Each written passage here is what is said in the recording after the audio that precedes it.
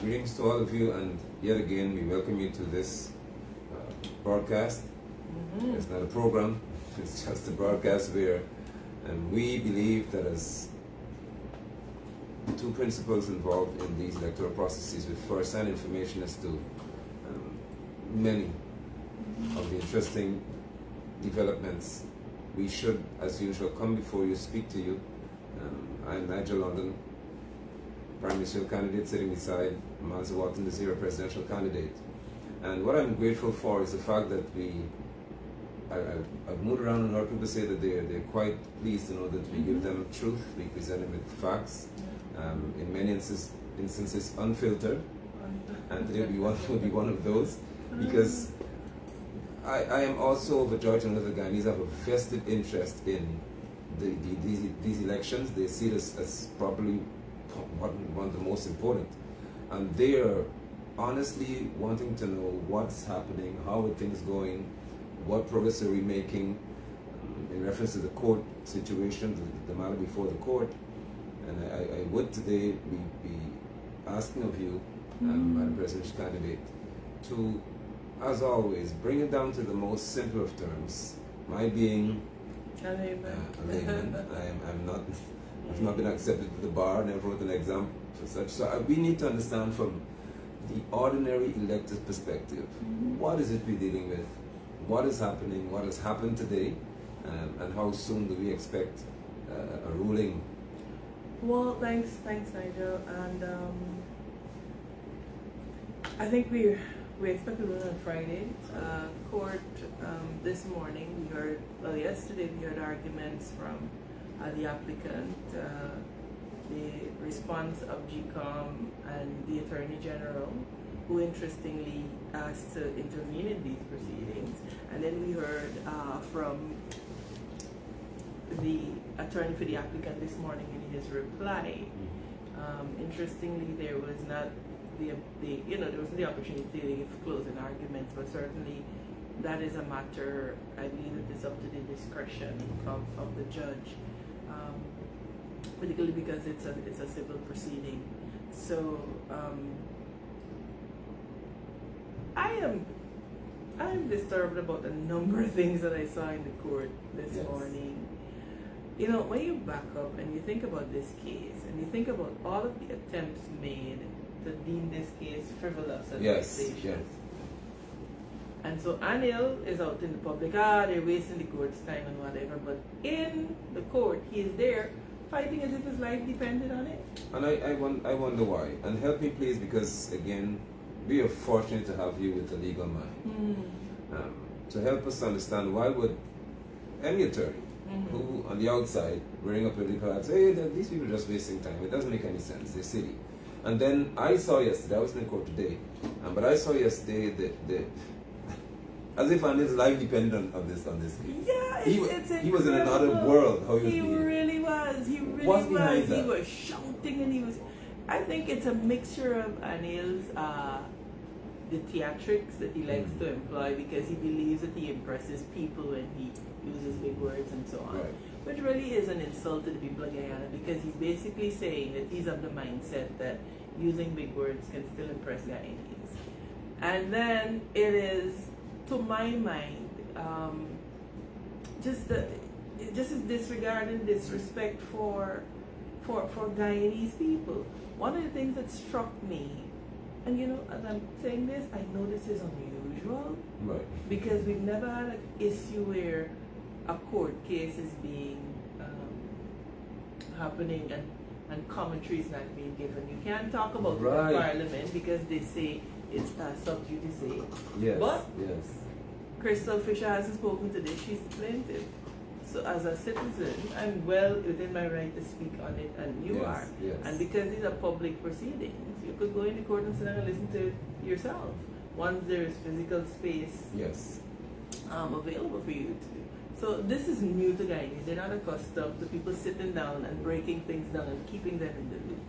And this is why we are going to continue to be trendsetters. Now, the point that I was making is, Anil Nandlal asked to intervene in the matter. As the chief legal officer of the state, it's a matter involving the Constitution. Right.